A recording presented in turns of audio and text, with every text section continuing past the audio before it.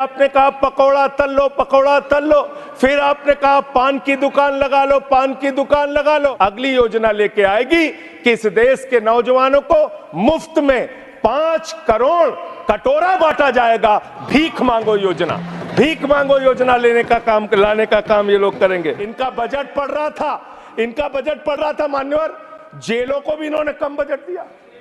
अरे जेल का बजट तो बढ़ा दीजिए, 300 करोड़ रुपए जेल का बजट बढ़ा दीजिए। अरे अभी हमको जेल में भेजा है, कल तुमको जेल में आना है, तुम सबको जेल में आना है। जेल का बजट बढ़ा, जितना जेल में डालोगे, मैं आपसे कहना चाहता हूं, जितना जेल में डालोगे उतना गर्त में जाओगे।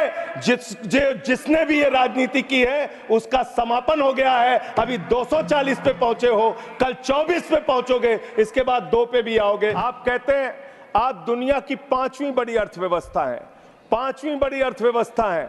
अरे ये तो सच्चाई बताइए कि ये 5वीं बड़ी अर्थव्यवस्था किसके लिए है? आपने चंद पूंजीपतियों का 16 लाख करोड़ रुपए माफ किया, ये इस देश की सच्चाई है। आपने 16 लाख करोड़ रुपए पूंजीपतियों का माफ किया। आपने 14 देश के प्रधानमंत्रियों ने जितना कर्जा लिया उससे दोगुना कर्जा अकेले आपकी सरकार ने लिया। आपने 150 लाख करोड़ रुपए कर्जा लेने का काम किया, देश को कर्ज में डुबाने का काम किया। बेरोजगारों को उम्मीद थी, 10 साल में आपने कहा था मान्यवर 20 करोड़ नौकरियां देंगे, 20 करोड़ नौकरियां आपने नहीं दी। फिर नौजवानों ने कहा नौकरी दो, नौकरी दो। फिर आपने कहा पकौड़ा तल लो, पकौड़ा तल लो। फिर आपने कहा पान की दुकान लगा लो, पान की दुकान लगा लो।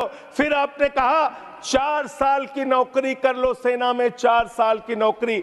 मैं मान्यवर आपके माध्यम से भारत के प्रधानमंत्री से बड़ी विनम्रता पूर्वक पूछना चाहता हूं, देश के प्रधानमंत्री को 73 साल की उम्र में तीसरी बार प्रधानमंत्री बनना है, लेकिन किसान का बेटा नौजवान सेना में 4 साल की नौकरी करेगा, ये भेदभाव क्यों है? मैं पूछना चाहता हूं।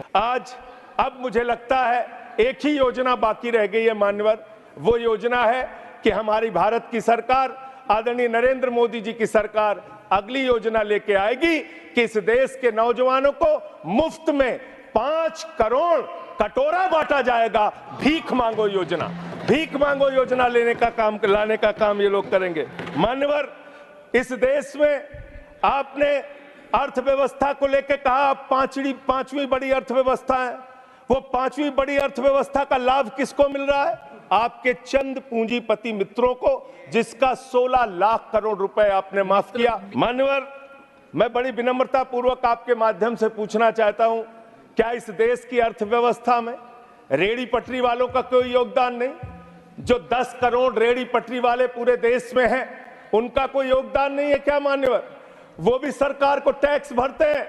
आपकी सरकार उनको भी फूटी आंख से देखना नहीं चाहती। आपने रेहड़ी पटरी वालों को कहा अपने नाम के आगे नेम प्लेट लगाओ, अपने नाम के आगे नेम प्लेट लगाओ। हिंदू हो कि मुसलमान, दलित हो कि पीछे, आदिवासी हो, क्या हो ये बताओ।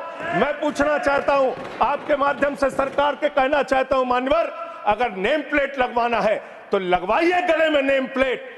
नीरव मोदी के गले में नेम प्लेट लगवाइए कि 20,000 करोड़ रुपए हिंदुस्तान का वो बाकी है, लगवाइए नेम प्लेट। 10,000 करोड़ रुपए विजय माल्या हिंदुस्तान का बाकी है, लगवाइए नेम प्लेट गले में ललित मोदी के कि 3,000 करोड़ रुपए हिंदुस्तान का लूट के भाग गया, लगवाइए नेम प्लेट। मान्यवर, मैं कहना चाहता हूं नितिन संदेशरा के कि वो 6,000 करोड़ रुपए हिंदुस्तान का लूट के भाग गया, लगवाइए नेम प्लेट। अडानी के कि 2.5 लाख करोड़ रुपए का कर्जा आपने एक आदमी को दे रखा है, लगवाइए नेम प्लेट उन पूंजीपतियों को जिन्होंने हिंदुस्तान की बैंकों को खाली करने का काम किया। मानव कोई अपने ढाबे के आगे अगर वाल्मीकि ढाबा लिखेगा तो आप लोग उसके यहाँ खाने नहीं जाओगे। मैं जानता हूं आपकी मानसिकता।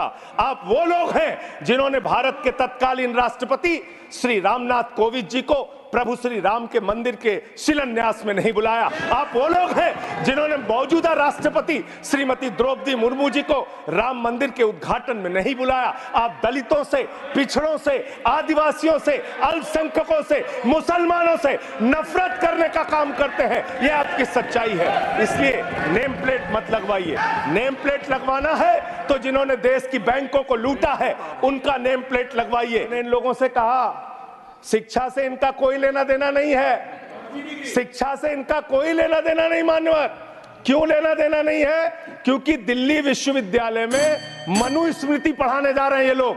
मनुस्मृति पढ़ाएंगे कि दलितों के, पिछड़ों के, जिनको आप शूद्र कहते हैं, आप शूद्र कहते हैं, अगर वो श्लोक सुन लेंगे तो उनके कान में पारा आप कैसे डालेंगे? ये पढ़ाई आप कराने जा रहे हैं दिल्ली विश्वविद्यालय में। ये पढ़ाई आप कराने